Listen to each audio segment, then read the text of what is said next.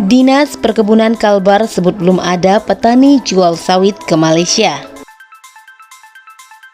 Dikutip dari CNN Indonesia, Dinas Perkebunan dan Peternakan Provinsi Kalimantan Barat memastikan di daerah sentra sawit perbatasan antara Indonesia dengan Malaysia di Kalbar, sampai saat ini belum ada penjualan tandan buah segar TBS kelapa sawit oleh petani ke pabrik sawit Malaysia. Maksud penjualan adalah truk dengan tonase puluhan ton TBS melewati pos perbatasan menuju Malaysia, kata Kepala Dinas Perkebunan dan Peternakan Kalimantan Barat, Muhammad Munsif dalam keterangannya Jumat 8 Juli 2022. Hal itu dikatakan Munsif merespon isu para petani menjual sawit besar-besaran ke Malaysia. Munsif sendiri sudah mengumpulkan informasi dari Kepala Dinas Perkebunan di kabupaten-kabupaten yang berbatasan langsung dengan Malaysia. Mulai dari Kepala Karantina Pertanian di perbatasan Entikong yang juga membawahi pos karantina pertanian Arut, Badau, dan Sintang, hingga satuan tugas Satgas Pengamanan Perbatasan yang berjaga-jaga di jalan tikus perbatasan. Kita harus percaya pada informasi lintas instansi ini. Informasinya dipastikan valid. Informasi yang sengaja dibesar-besarkan bahwa petani banyak menjual TBS ke Malaysia dapat dimengerti sebagai upaya supaya mereka lebih diperhatikan ketika harga sedang turun tajam seperti sekarang, katanya. Munsif juga melakukan konfirmasi kepada dua asosiasi petani, yaitu Asosiasi Petani Kelapa Sawit Perkebunan Inti Rakyat Aspekpir dan Asosiasi Petani Kelapa Sawit Indonesia Apkasindo. Ketua Aspekpir Kalimantan Barat juga sudah menunjukkan surat dari Aspekpir Pusat kepada Menteri Perdagangan Mendak untuk meminta izin dan petunjuk dalam mengekspor TBS ke Malaysia. Hanya saja, sampai sekarang belum ada respon dari Mendak. Sedangkan Apkasindo tidak ada dokumen apapun, hanya pernyataan lisan bahwa anggota mereka di perbatasan ingin menjual TBS ke Malaysia. Jadi, yang ada hanya baru keinginan saja.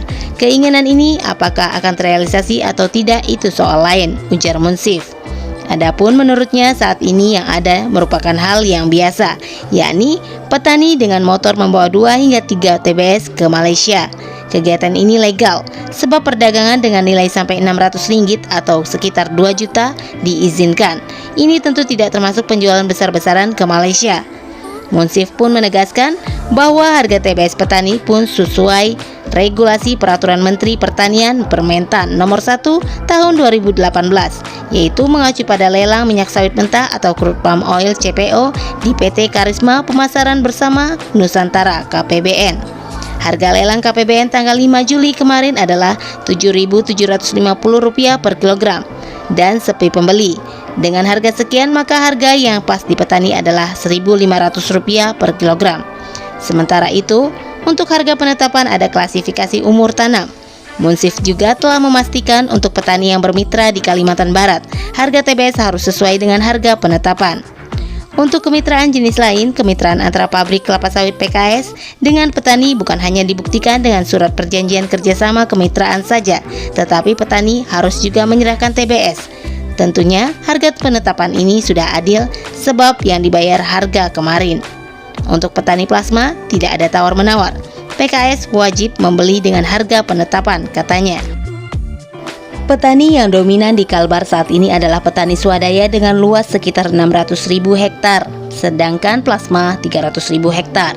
Petani swadaya banyak yang tidak bergabung dengan kelembagaan sehingga tidak terjangkau harga penetapan. Pemprov Kalbar pun mengimbau kepada PKS supaya harga untuk petani swadaya yang tidak berlembaga ini tidak boleh lebih rendah dari harga terendah penetapan. Sedangkan PKS ditekankan untuk membeli TBS dari kelembagaan petani. Petani sendiri didorong untuk membangun kelembagaan supaya TBS miliknya dapat dibeli. Kalau tidak mau bergabung dengan kelembagaan, dikhawatirkan harga TBS akan dibeli dengan harga yang rendah. Oleh karena itu, sudah menjadi tugas dinas kabupaten setempat untuk membangun kelembagaan petani di daerahnya. Demikian info kali ini.